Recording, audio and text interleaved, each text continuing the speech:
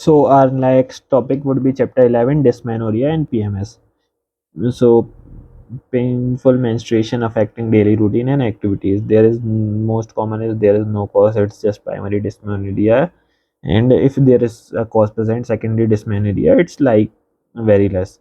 Incidence is around in 50% of the females. So in primary dysmenorrhea, which is most common, तो उसमें कोई pelvic pathology नहीं होती है, नली पेरस वुमेन में ज़्यादा होता है इन कंपैरिजन टू जिसके बेबीज़ हो चुके हैं।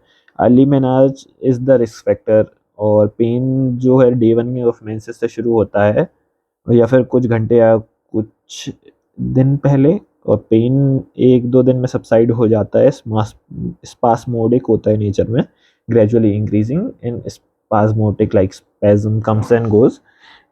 And a psychological element is also present, like if a female believes she has the problem, she might like suffer from PMS, so it's a psychological problem as well.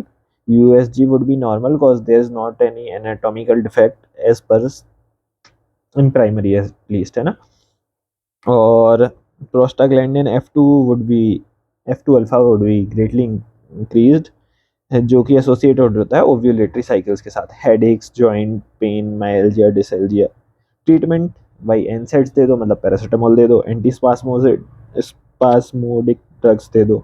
और second line is rarely required like OCP add कर दो plus NSAIDs और anti स्पास्मोडिक्स के साथ oral contraceptive pills, है ना। अब secondary dysmenorrhoea जो होता है, जो किसी रीजन के कारण हो रहा होता है, उसमें पेल्विक पैथोलॉजी प्रेजेंट होती है, नली पैरस और मल्टीपैरस वुमेन में एक सा होता है, पेन कुछ दिन पहले ही मेंसेस के बिगिन हो जाता है, जबकि उस वाले में सिर्फ कुछ आवर्स था, डेज वाला कैंसिल कर देना, सिर्फ कुछ आवर्स पहले होता है, इसमें कुछ डेज पहले हो जाता है सेकेंडरी कॉज में। पेन हो सकता है मेंसेस के बाद भी कंटिन्यू रहे, क्योंकि मेंसेस उसका मेन रीजन नहीं है, मेन रीजन तो सेकेंडरी है जो शायद हम ट्रीट करें शायद ना कर पाए। पेन में भी कंटिन्यूस आफ्टर मेंसेस, है ना, spasmodic plus congestive.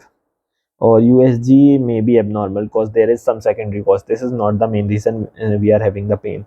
And most common causes endometriosis, as we discussed, or endometriosis may be also discussed. There are 3 types. Like no, there are 4 grades. You know, a very much a little like red, a little more blue, then more than that white, and at last it spreads. Or I guess chocolate cyst, है ना. So I guess this was it, है ना. Large chocolate cyst. Now, the second most common cause is PID,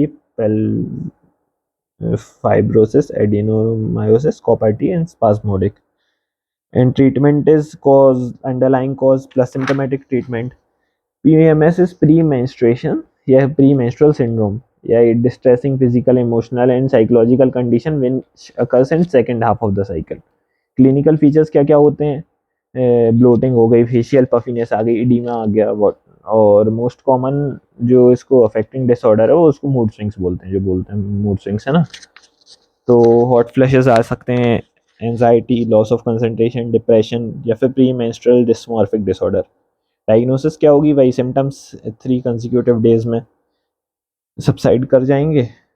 symptoms must be subside with in the symptoms 3 consecutive days होना चाहिए और cycle के साथ subside कर जाना चाहिए।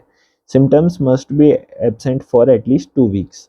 Means when there is no menstruation, the symptoms should disappear. So then only I think we can surely say this was due to menstruation and not due to any other cause. Like obviously, hot flushes would be there due to estrogen withdrawal. So for this, we will give combined oral contraceptive pills, and which would be, but drug of choice is SSRI, cause हमने पहले भी discuss किया था कि more than 50% of the patients it's psychological, and SSRIs से उनका mood बढ़िया होता है, तो उससे उनको दिक्कत वैसे ही नहीं आती है ना। अब ब्लोटिंग के लिए स्पाइरोलेक्टोन दे दो, सोडियम पोटेशियम चैनल ओपनर है वो, है ना। और ब्रेस्ट पेन के लिए क्या दे सकते हैं? इवनिंग प्राइमोजोइल दे सकते हैं। सपोर्टिव ट्रीटमेंट के लिए vitamin D3, calcium, magnesium, pyridoxine, vitamin B12 मतलब। और फॉर स्टॉपिंग मेंसेस के लिए हम GnRH एनालॉग्स दे सकते हैं, जो यूज़ होते नहीं है, वो हॉट फ्लैशेस को भी रोक देंगे, क्योंकि एस्ट्रोजन विड्रॉल सिंड्रोम ही नहीं होगा।